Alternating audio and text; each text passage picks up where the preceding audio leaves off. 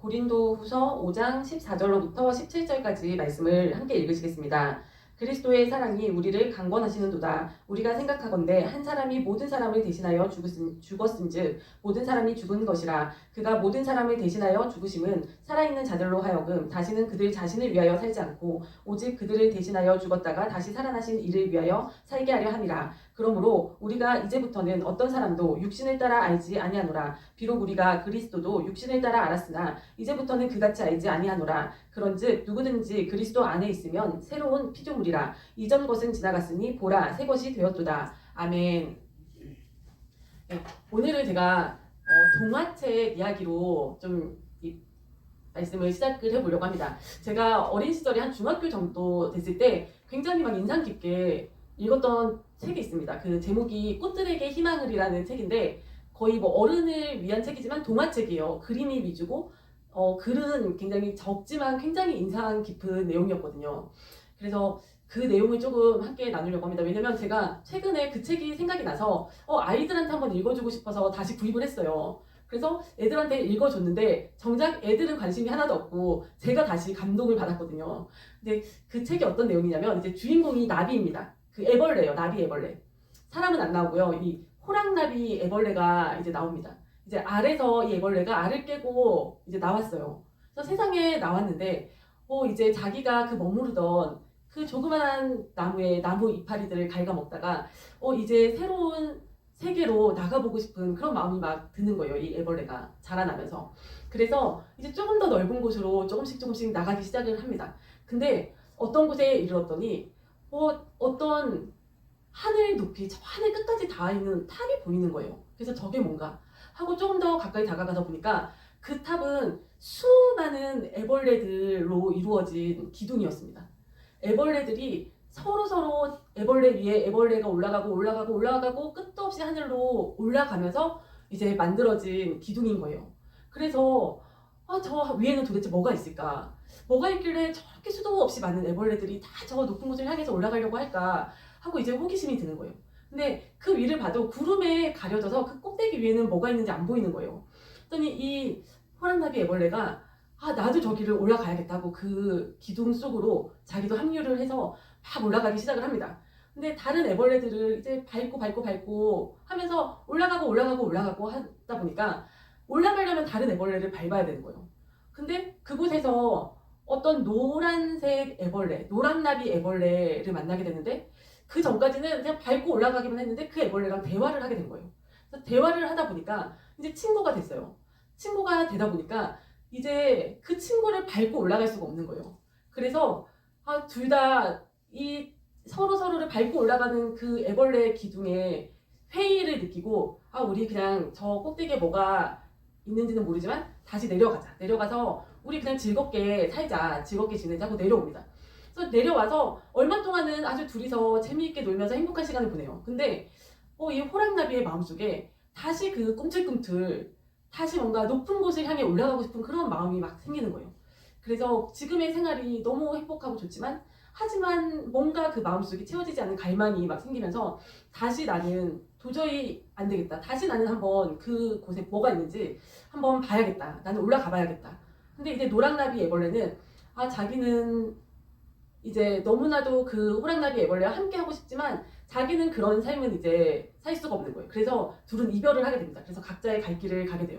그래서 호랑나비 애벌레는 다시 그 기둥에 뛰어들어가지고 열심히 위를 향해서 올라가는 거예요. 그 꼭대기를 향해서. 근데 한편 그 동안에 그 사이에 이 노랑나비 애벌레는 이제 그 길을 이제 기어다니다가 어떤 나이 많은 애벌레가 이제 이렇게 고치를 만들면서 자기 몸 주변에 고치를 만들어서 번데기가 되어가고 있는 그 늙은 애벌레를 만나게 된 거예요. 그래서 이제 뭔가 위기에 빠진 줄 알고 뭔가 난처한 일을 당하신 것 같은데 좀 도와드릴까요? 했더니 이제 그 애벌레가 자기는 이제 위기에 빠진 게 아니라 자기는 나비가 되기 위해서 이렇게 고치에 들어가는 거라고 그런 얘기를 하는 거예요. 그래서 나비가 뭘까 하고 잘은 모르지만 이 나비에 대해서 그것이 무엇일까 하고 갈망하는 마음을 또 이제 이 노랑나비 애벌레가 갖게 되는 거예요. 그래서 그러면 죽어야 되는 건가요? 했더니 아니 죽는 것과 비슷하지만 그것은 아니란다. 그러면서 너에게도 너의 안에도 그 나비가 들어있다. 너도 나비가 될 수 있단다. 라고 얘기를 해주면서 그 나이든 애벌레는 그 고치를 다 만들고 이제 그 안에 들어가서 죽은 것 같은 모습이 된 거예요. 근데 이 노랑나비 애벌레가 너무 두려운 마음도 있지만 자기도 나비가 뭔지 잘 모르겠지만 나비가 되고 싶은 거예요. 얼핏 들은 것도 같고 나비는 하늘에 날아다니는 그런 것이라는 거를 얼핏 들은 것 같기도 하고 그래서 자기도 너무 그럼 내가 죽어야 되나? 나는 죽는 건가? 이제 더 이상 애벌레로서의 삶은 살 수 없는 것인가? 이런 두려움을 느끼면서도 또 한편으로는 설레임을 막 느끼면서 자기도 이제 막 고치를 만드는 거예요. 그러면서 이제 그 번데기가 됩니다. 제가 표현이 맞는지는 모르겠는데 번데기가 돼요.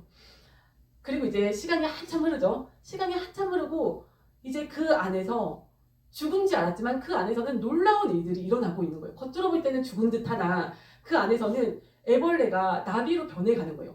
그래서 제가 그것이 너무나 신비로워서 좀 그 번데기가 어떻게 나비로 변해가는가 그런 것도 좀 찾아봤는데 아무튼 이 나비로 변해가는 거예요. 그리고 시간이 흘러서 이제 그 고치를 구멍을 내고 그걸 뚫고 나와서 나비가 되는 거예요. 나비가 돼서 그 노란 날개를 활짝 펴고 이제 하늘을 날아오르기 시작을 하는 겁니다.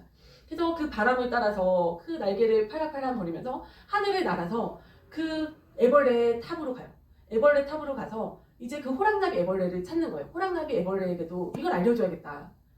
그래서 호랑나비 애벌레를 막 찾아서 그 기둥을 위아래를 날아다니는데 둘을 만나게 됐어요.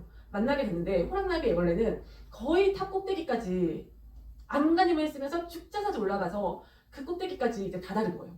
근데 그 꼭대기 근처로 이제 가니까 점점 그 기둥이 좁아지면서 이제 그 자기 위에 자기를 밟고 있는 다른 애벌레를 밀어서 떨어뜨리지 않으면 자기는 더 이상 올라갈 수 없게 되는 처지가 돼 있는 거예요. 그래서 그 꼭대기에서는 날마다 세네 마리의 애벌레들이 떨어지면서 쿵쿵쿵 떨어져서 이제 땅에 떨어져서 죽는 거예요. 근데 이 호랑나비 애벌레가 그런 입장이 돼서 있는데 어디선가 신비로운 존재가 노란색 그 날개를 너무 아름답게 파랑파랑 하면서 거기까지 날아올라온 그 노랑나비를 만난 거예요. 근데 그 노랑나비가 자기의 그 친구인 줄은 알아보지 못하지만 와 저거는 뭐지? 하고 깜짝 놀란 거예요. 경이로움을 느끼는 거예요. 아니 이 탑을 이렇게 기어서 올라와야 되는 줄 알았는데 이 탑은 기어오르는 것이 아니라 날아오르는 거였구나. 이걸 알게 된 거예요. 그리고 심지어 그 꼭대기 위에 가서 이제 그 꼭대기에 와서 보니까 그 꼭대기는 아무것도 없는 거예요. 아무것도 없지만 그것을 들키지 않으려고 그래요. 꼭대기에 있는 애벌레들이 밑에 있는 애벌레들이 듣지 않게 이건 비밀이야 막 이러면서 이 꼭대기에 아무것도 없다는 사실을 알리지 않아요. 그런데 더 놀라운 거는 그 주변을 보니까 높이 올라왔으니까 주변이 보이잖아요. 이런 기둥이 한 개가 아닌 거예요.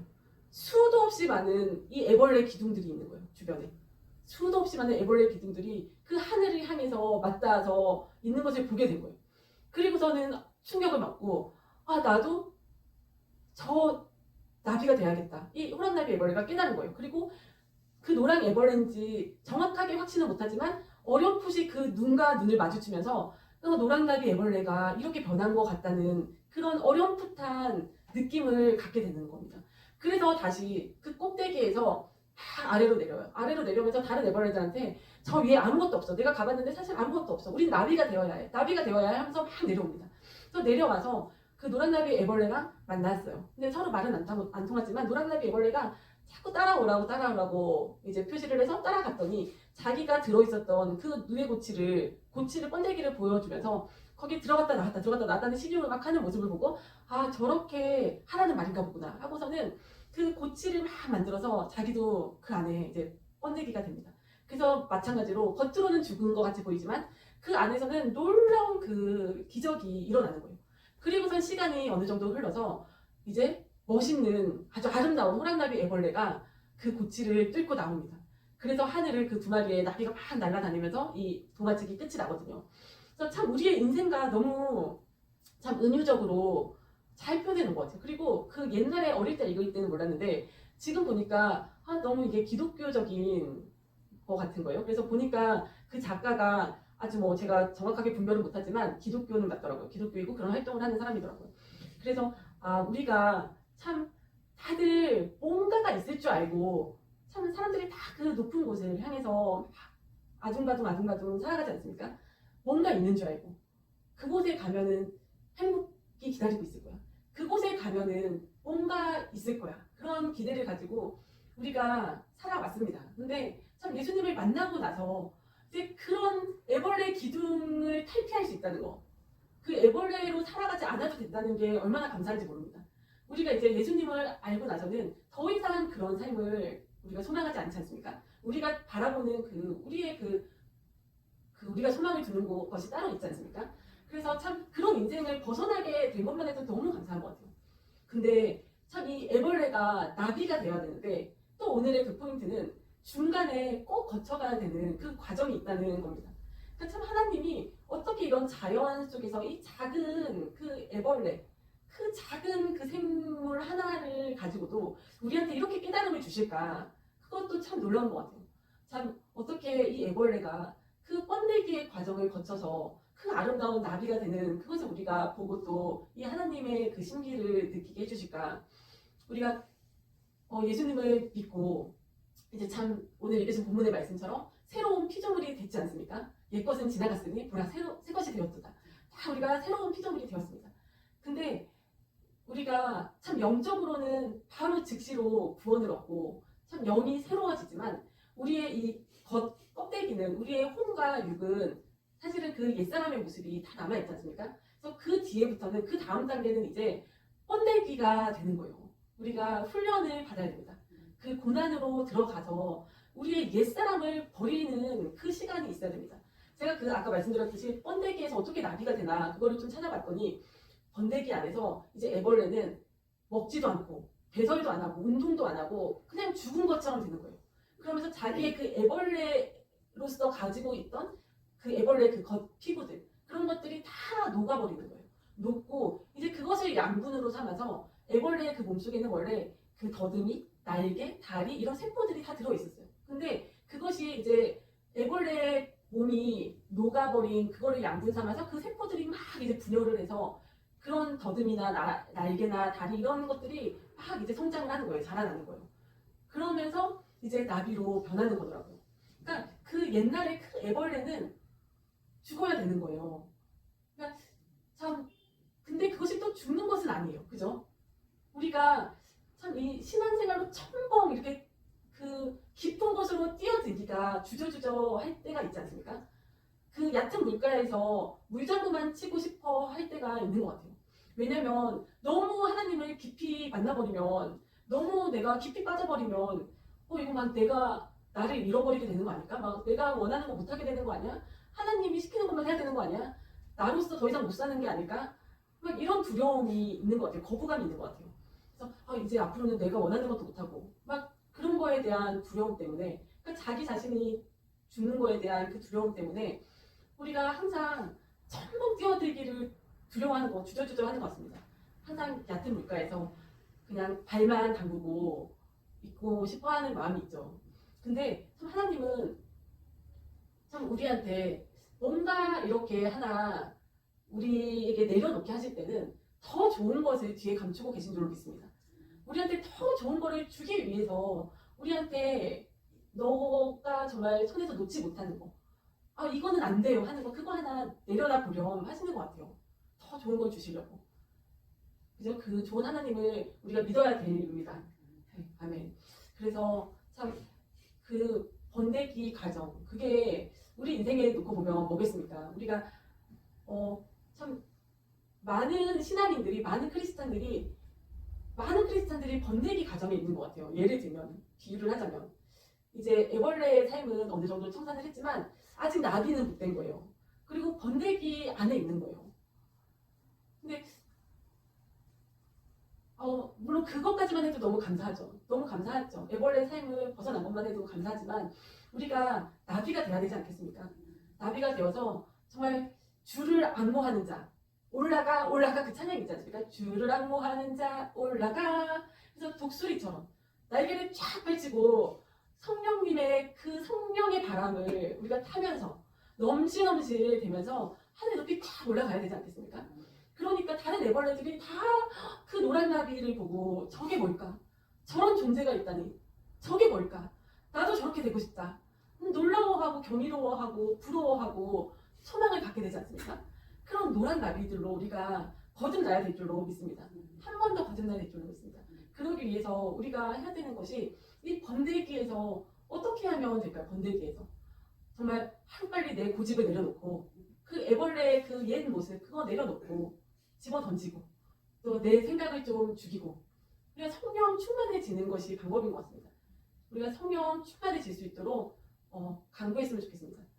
참 내 힘으로 열심히 사는 것도 참 중요하죠. 그리고 그렇게 안 하는 것보다는 훨씬 낫죠. 내 힘으로 열심히 해보려는 거 그렇게 하지 않는 거에 비하면 너무나 훌륭합니다. 근데 참 우리는 그거보다 한 단계가 아니죠. 정말 뭐 1000단계 더 뛰어 올라서 참 성령님의 그 성령의 바람을 타고 사는 인생을 한번 살아봤으면 좋겠습니다. 아멘. 예. 그래서 참 성령 충만하게 될 수 있도록 참 우리가 사모해야 되지 않겠습니까? 성령님께서 인격이 있으신 신이신데 사모하지도 않는데 어떻게 오시겠습니까? 뭐 간혹 그런 경우도 있지만 필요에 따라서 우리가 간절히 사모했으면 좋겠습니다. 우리가 참 날아오르기를 저 높은 곳을 향하여 날아오르기를 날마다 사모하면서 참 성령 충만해지기를 간절하게 기도하면서 한번 우리가 참 새로운 피조물, 이미 새로운 피조물이지만 참 더 새로운 피조물로 거듭나는 우리 모두가 되면 좋겠습니다. 우리 모두 함께 힘내봅시다. 힘내서 달려가 봅시다. 아멘.